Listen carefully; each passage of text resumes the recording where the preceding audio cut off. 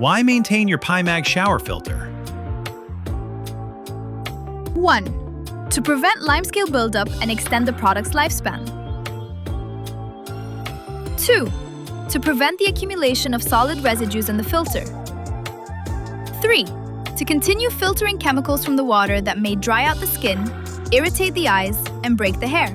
How to replace the cartridge? 1. Remove the filter housing from the shower. Removing the shower head is optional. 2.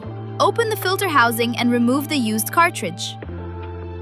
3. Insert the new cartridge into the filter housing and reassemble it. 4.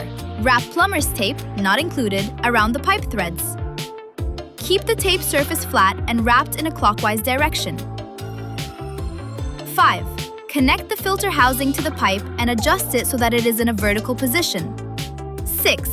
Activate the new cartridge by running hot water over it for 3 to 5 minutes. How often should I replace the cartridge? Replace the cartridge every 12,000 gallons or every 6 months, whichever comes first.